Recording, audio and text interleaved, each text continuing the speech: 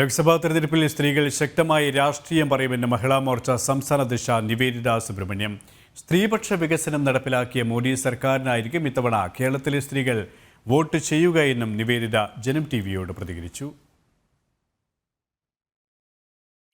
ലോക്സഭാ തെരഞ്ഞെടുപ്പ് പടിവാതിക്കലെത്തി നിൽക്കുമ്പോൾ ഇന്ത്യൻ ജനാധിപത്യത്തിലെ സ്ത്രീ രാഷ്ട്രീയത്തെ പറ്റി കേരളത്തിലെ മഹിളാ മോർച്ചയുടെ സംസ്ഥാന അധ്യക്ഷ നിവേദിത സുബ്രഹ്മണ്യം ജനം ടിവിയോട് പ്രതികരിക്കുകയാണ്. ചേച്ചി, സ്ത്രീകൾക്ക് കൂടുതൽ പ്രാതിനിധ്യം നൽകിയായിരുന്നു 2019 മോദി സർക്കാർ പടിയിറങ്ങുന്നത്. 33% വനിതാ സംവരണ ബില്ല്, യുജ്ജലോചന പദ്ധതി, അങ്ങനെ ഒരുപാട് പദ്ധതികൾ നടപ്പിലാക്കിയാണ് മോദി സർക്കാർ പടിയിറങ്ങുന്നത്. ഇത്തവണത്തെ തെരഞ്ഞെടുപ്പ് സ്ത്രീകളെ സംബന്ധിച്ചിടത്തോളം വലിയ പ്രതീക്ഷ ഉളവാക്കുന്നത് തന്നെയാണ്. എങ്ങനെയാണ് മഹിളാ മോർച്ച ആ തെരഞ്ഞെടുപ്പിനെ നോക്കിക്കാണുന്നത്?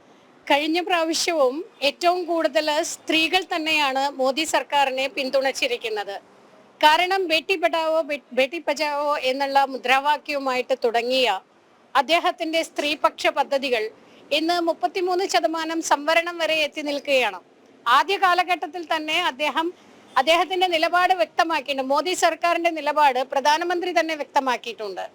നാളിതുവരെ കണ്ടിട്ടില്ലാത്ത രീതിയിലാണ് സ്ത്രീ ശാക്തീകരണം ഉറപ്പാക്കുന്നതിന് വേണ്ടി ഒരു പ്രധാനമന്ത്രി നേരിട്ട് ഇറങ്ങിക്കൊണ്ട് പ്രവർത്തിക്കുന്നതായിട്ട് നമ്മൾ കാണുന്നത്. തീർച്ചയായിട്ടും മുമ്പൊരിക്കൽ നമുക്കൊരു പ്രധാനമന്ത്രിയായി മഹിള ഉണ്ടായിരുന്നു എന്നൊക്കെ അഭിമാനത്തോടെ പറയാൻ സാധിക്കുന്ന ഒരു സാഹചര്യമുണ്ട് ഭാരതത്തിലെങ്കിലും സ്ത്രീകൾക്ക് വേണ്ടി കൃത്യമായിട്ട് അവരുടെ നിരവധിയായിട്ടുള്ള പ്രശ്നങ്ങൾ മനസ്സിലാക്കി അവരുടെ പ്രശ്നങ്ങളെ പരിഹരിക്കുന്നതിന് വേണ്ടിയിട്ടുള്ള പദ്ധതികൾ നടപ്പിലാക്കി കൊണ്ടുവരുവാൻ ആ കാലത്തും സാധിച്ചിട്ടില്ല എന്നുള്ളതാണ് വാസ്തവം. ഇന്ന് നമുക്കറിയാം, സ്ത്രീകളുടെ ഏറ്റവും വലിയ ആരോഗ്യകരമായിട്ടുള്ള പ്രശ്നങ്ങൾ, അവരുടെ വെല്ലുവിളികൾ വരെ കൃത്യമായി മനസ്സിലാക്കിക്കൊണ്ട് അതിനു വേണ്ടിയിട്ടുള്ള പരിഹാര മാർഗങ്ങളുമായിട്ട് നരേന്ദ്രമോദി സർക്കാർ വരുന്നു. അതോടൊപ്പം തന്നെ മറ്റൊരു അടിസ്ഥാനപരമായിട്ടുള്ള പ്രശ്നം എന്ന് പറയുന്നത് അവരുടെ സാമ്പത്തികമാണ്.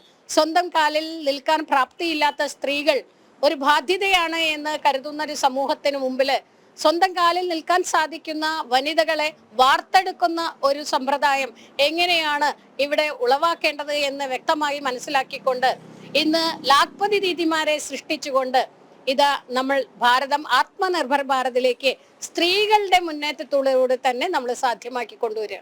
ഈ കേരളത്തെ സംബന്ധിച്ചിടത്തോളം കഴിഞ്ഞ കുറെ നാളുകളായി സ്ത്രീജനം ഒരുപാട് പീഡനങ്ങൾക്കും അക്രമങ്ങൾക്കും ഒക്കെ തന്നെ ഇരയായി വരുന്ന ഒരു സാഹചര്യത്തിലാണ് ഈ തെരഞ്ഞെടുപ്പ് വരുന്നത്. ഇപ്പം വാളയാറായാലും വണ്ടിപ്പെരിയാറായാലും അങ്ങനെ നിരവധിയായ സ്ത്രീ പ്രശ്നങ്ങൾ കേരളത്തിൽ നിലനിൽക്കുന്നുണ്ട്. ആ സമയത്താണ് ഈ തെരഞ്ഞെടുപ്പിന് കേരളത്തിലെ മഹിളാ മോർച്ച ഈ തെരഞ്ഞെടുപ്പിൽ ഉയർത്തുന്ന മുദ്രാവാക്യം എങ്ങനെയാണ്?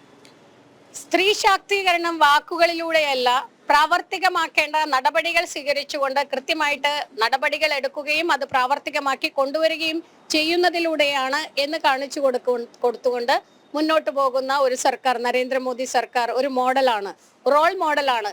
കേരളത്തിലും ഇത്തരത്തിൽ ഒരു മാതൃകയാണ് ആവശ്യം. പ്രത്യേകിച്ച് ഗുരുതരമായ വാളയാർ മുതൽ വണ്ടിപ്പെരിയാർ എന്ന് പറയുമ്പോൾ നമ്മൾ ചിന്തിക്കേണ്ടത് പണ്ട് നമ്മുടെ നോർത്ത് ഇന്ത്യയിലൊക്കെ ഉണ്ടായിരുന്ന ഒരു സാഹചര്യം കേരളത്തിൽ ഒരു കാലത്തും ഉണ്ടായിരുന്നില്ല.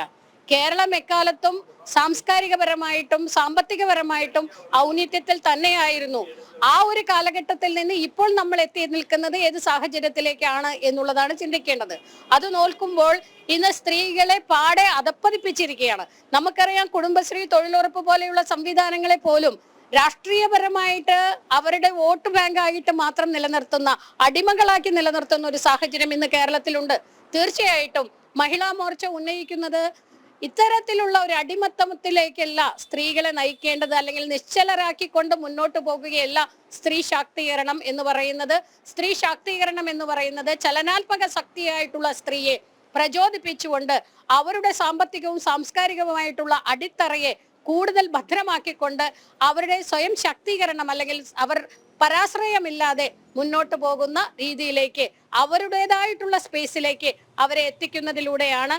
അത് മാതൃകയാക്കിക്കൊണ്ട് നരേന്ദ്രമോദിജിയുടെ നയങ്ങളെല്ലാം തന്നെ സൂചിപ്പിക്കുന്നതാണ്. ഇത്തരത്തിലുള്ള ഒരു മാതൃകയാണ് നമ്മൾ ഈ കേരളത്തിലും വേണ്ടത് എന്നുള്ളതാണ്. അതുകൊണ്ട് ആ രീതിയിൽ കേരളത്തിലും ഒരു മുന്നേറ്റം, യഥാർത്ഥ സ്ത്രീ മുന്നേറ്റം, അത് മുമ്പുണ്ടായിരുന്നതിൽ ഉപരിയായിട്ട് ഇപ്പോൾ ഉണ്ടാവേണ്ടതുണ്ട്. കാരണം മറ്റ് സംസ്ഥാനങ്ങളിൽ ഇപ്പോൾ വളരെയധികം മികച്ച സാഹചര്യങ്ങൾ സ്ത്രീകൾക്ക് ലഭ്യമാക്കി കൊണ്ടുവരുന്നു. ആ സാഹചര്യത്തിൽ നമുക്ക് മുമ്പുണ്ടായിരുന്നത് അത്രയും നമ്മൾക്ക് ഇപ്പോൾ ഇല്ല എന്ന് പറയുന്നത് ഒരു വളരെയധികം ഗുരുതരമായിട്ടുള്ള ഒരു സാഹചര്യത്തെയാണ് കാണിക്കുന്നത്. പ്രത്യേകിച്ച് സുരക്ഷിതത്വം എന്ന് പറയുന്നത് ഒരു ചോദ്യചിഹ്നമാണ് എന്നുള്ളതാണ് വാസ്തവം. നമ്മുടെ പിഞ്ചു കുഞ്ഞുങ്ങൾ വരെ ഇപ്പോൾ ലഹരിയുടെ അല്ലെങ്കിൽ സ്ത്രീ പീഡകരുടെ മാഫിയകളിൽ പെടുന്നു എന്ന് പറയുന്നത് ഇത്തരത്തിൽ കേരളത്തിലെ ഒരു സാംസ്കാരികപരമായിട്ട് ഉന്നതിയിൽ നിൽക്കുന്ന ഒരു കേരളത്തില് ഒരിക്കലും ഉണ്ടാകാൻ പാടില്ലാത്തതാണ്. ഇങ്ങനെ എത്തിച്ചതിൽ ഏറ്റവും പ്രധാനപ്പെട്ട പങ്ക് വഹിക്കുന്നത് ഇവിടുത്തെ രണ്ട് രാഷ്ട്രീയ പാർട്ടികളുമാണ്.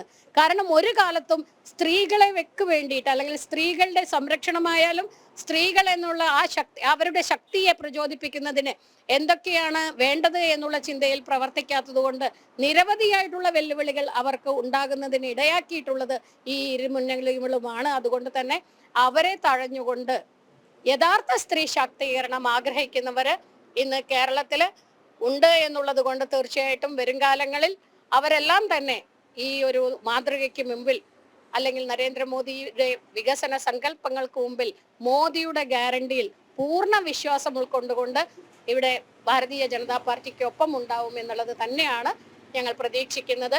കാരണം വിവേകമുണ്ടെങ്കിൽ, വിവരമുണ്ടെങ്കിൽ, ഇനിയും നശിക്കാത്ത പ്രജ്ഞയുണ്ടെങ്കിൽ തീർച്ചയായിട്ടും തനിക്കും ഇനി തല ഉയർത്തിക്കൊണ്ട് തന്നെ ജീവിക്കണമെന്ന് സ്ത്രീകൾ ആഗ്രഹിക്കും. അതുകൊണ്ട് തന്നെ അങ്ങനെ ആഗ്രഹിക്കുന്ന സ്ത്രീകൾ എല്ലാവരും തന്നെയും ഭാരതീയ ജനതാ പാർട്ടിക്കൊപ്പം നിൽക്കുമെന്നുള്ളത് സംശയമില്ല. ശക്തമായ സ്ത്രീ രാഷ്ട്രീയമാണ് മഹിളാ മോർച്ചയുടെ സംസ്ഥാന അധ്യക്ഷ നിവേദിത സുബ്രഹ്മണ്യം ജനൻ ടിവിയോട് പങ്കുവച്ചത്.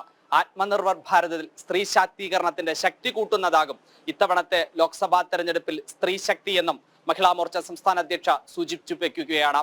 തിരുവനന്തപുരത്ത് നിന്നും ക്യാമറമാൻ രാഹുലിനൊപ്പം അഖിൽ പാലോട്ടുമഠം, ജനം, തിരുവനന്തപുരം.